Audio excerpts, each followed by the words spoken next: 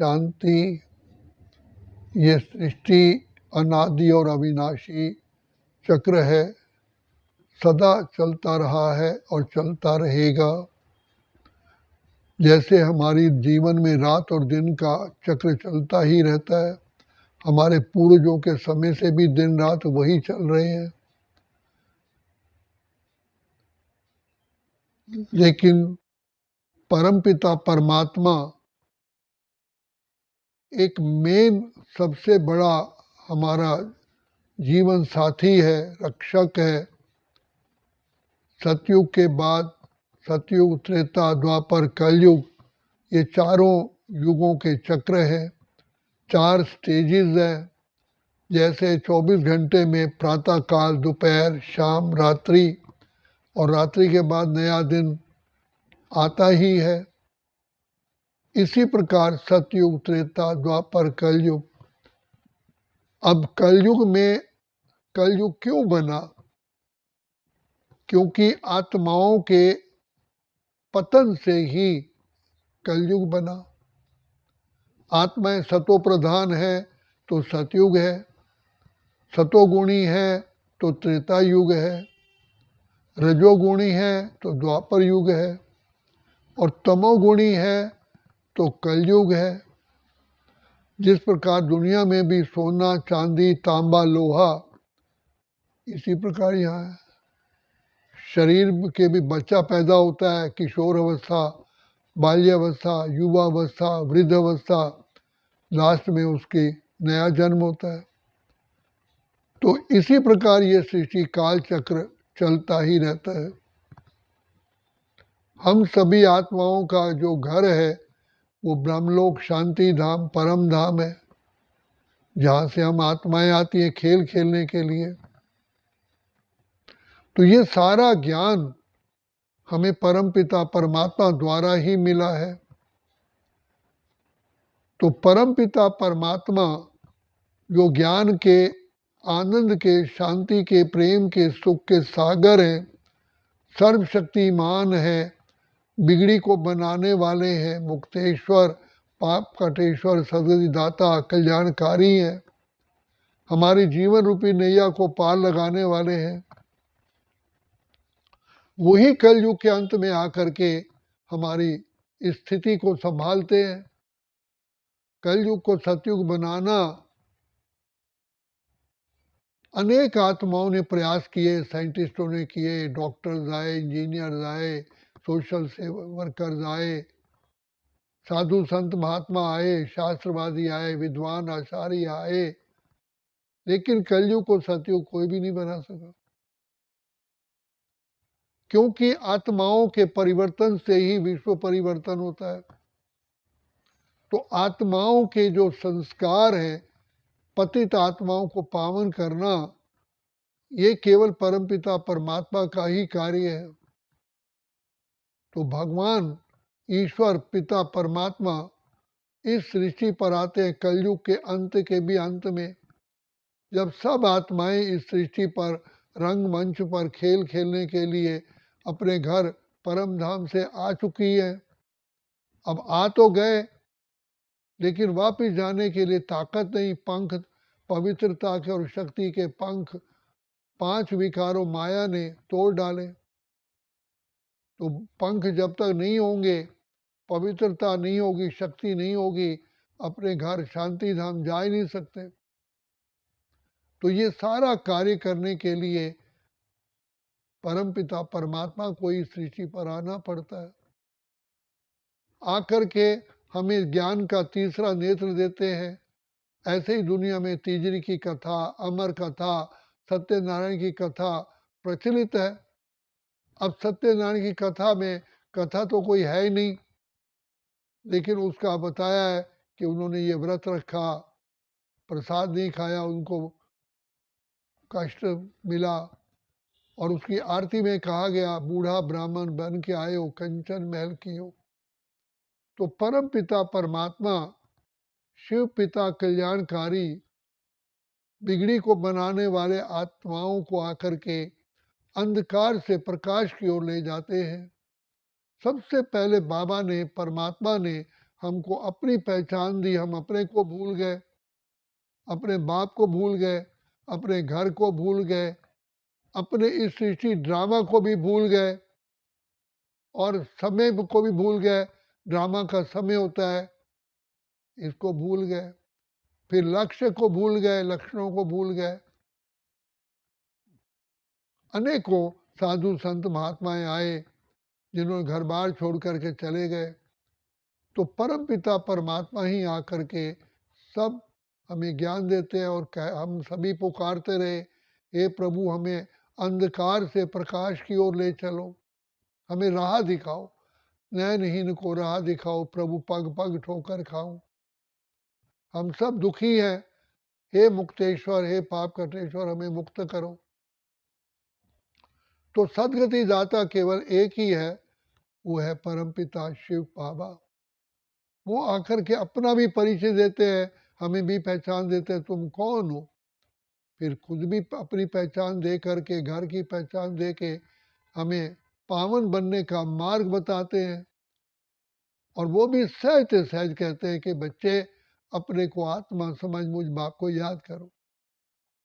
हमने प्रैक्टिकल किया है, जैसे ही हम अपने प्यारे प्यारे अति मीठे बाप को याद करते हैं, हमारी चढ़ती कला होती है, हमारी विवेक शक्ति काम करती है, बुद्धि क्लीन और क्लियर होती है।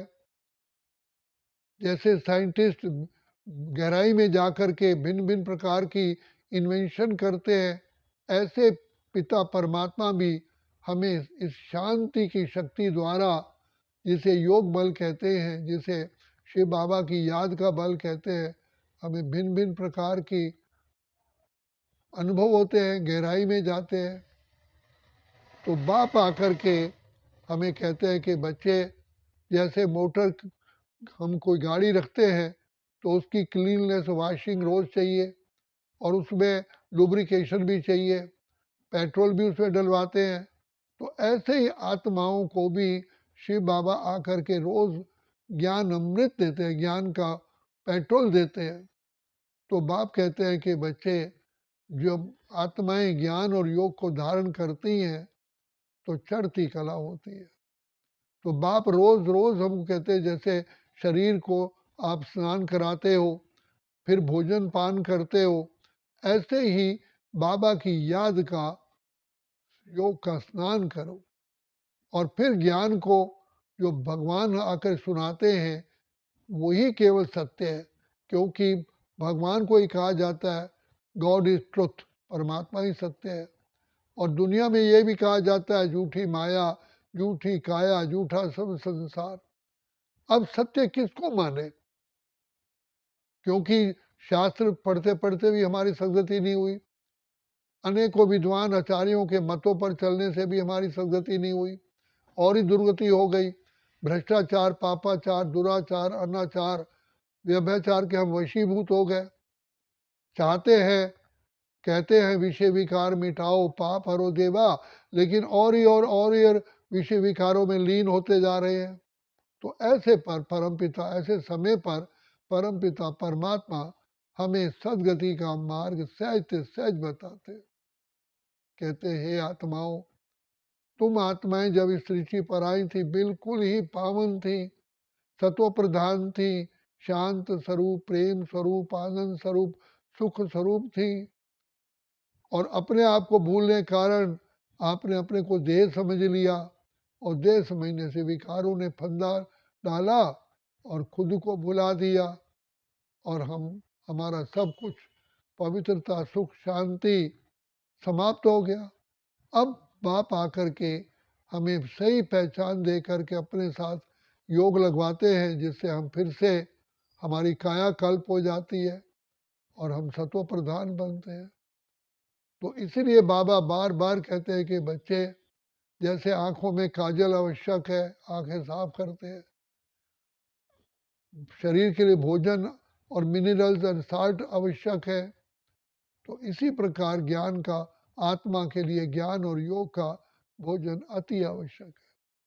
तो जो आत्माएं पिता परमात्मा को याद करती हैं और परमात्मा पिता द्वारा सुनाया हुआ ज्ञान को धारण करती है, मनन चिंतन करती हैं, उनकी चढ़ती कला होती है। और ये सहज साधन है। इसीलिए बाप कहते हैं कि बच्चे ज्ञानी बनो, योगी बनो। ज्ञानी अर्थात जो मुझ बाप द्वारा तुम्हें ज्ञान मिलता है उसी को धारण करो। बाप हमें कोई और विशेष बात नहीं बताते, सिर्फ यही कहते हैं कि बच्चे आत्मिक स्मृति का अभ्यास करो और अपने आप से बातें करो। कैसे हम इतनी महान आत्माएं थी, अब बाबा हमें बनाने आया है। तो बाबा हमारा साथी है। भगवान हमारे सारे दुखों को दूर करने वाला है और आत्माओं के पापों को और विकारों को नाश करने वाला है। तो पिता परमात्मा अपने साथ हमारा नाता जुटवाते हैं और बार बार हमें याद दिलाते हैं कि बच्चे समय परिवर्तनशील है। सदा सतयुग नहीं रहा, सदा त्रेता नहीं रहा, सदा द्वापर नहीं रहा, सदा कलयुग नहीं रहा। अब कलयुग का अंत का समय है। तो जागो जागो, समय पहचानो। यही चांस है पिता परमात्मा से वरदानों से झोली भरने का। अगर ये चांस मिस कर दिया फिर तो कभी भी दोबारा चांस मिलेगा नहीं। क्योंकि एक कल्प में, सतयुग त्रेता द्वापर कलयुग को एक कल्प कहते हैं। इस सारे होल चक्र में कल्प में परमात्मा एक ही बार आकर के हमारी सदगति करते हैं। अब बाप कहते हैं कि बच्चे, मैं आया हूँ विशेष परम धाम सिंहासन छोड़ करके तुम बच्चों की सेवा में। इसलिए इस सेवा का लाभ उठाओ। बाबा प्यार से हमें कितना मीठे बच्चे, सिकिलदे बच्चे, रूहानी बच्चे, मेरे नूरे रत्न बच्चे, मेरे दिल तख्त नशीन बच्चे कह कह करके हमें प्यार से ज्ञान की लोरी देते हैं। जैसे माँ अपने बच्चे को गोद में बिठा करके गोद में उसको दूध पिलाती है, ऐसे ही शिव बाबा हमें प्यार की लोरी दे करके हमें ज्ञान सुनाते हैं और यही कहते हैं, कलयुग बीता रे सतयुग आया, जाग रे मानव भाग्य जगा ले। दो युगों से भटका बंदे सुख की तलाश में, पूंजी तेरी लुट गई रहा कुछ न पास रे। ताज तेरा गिर गया बना मोहताज रे, जाग रे मानव भाग्य जगा ले।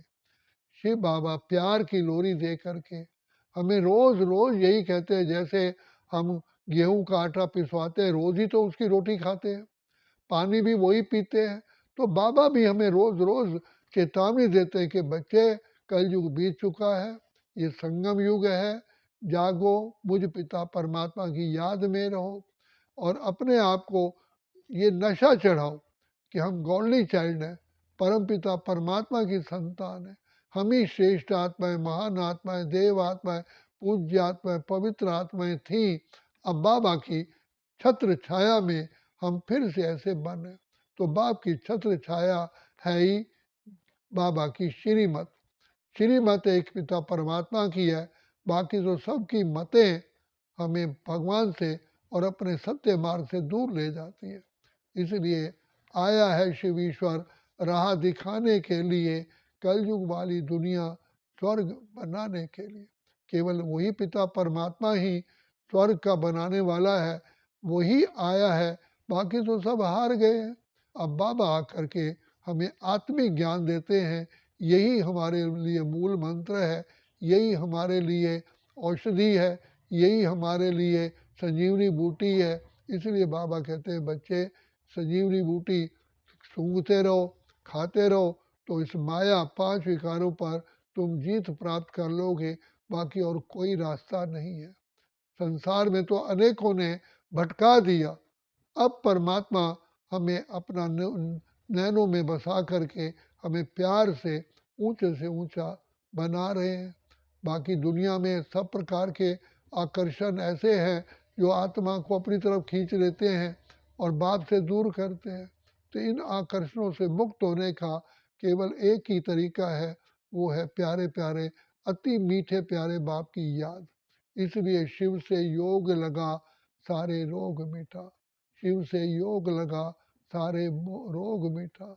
अच्छा, ओम शांति, ओम शांति, ओम शांति।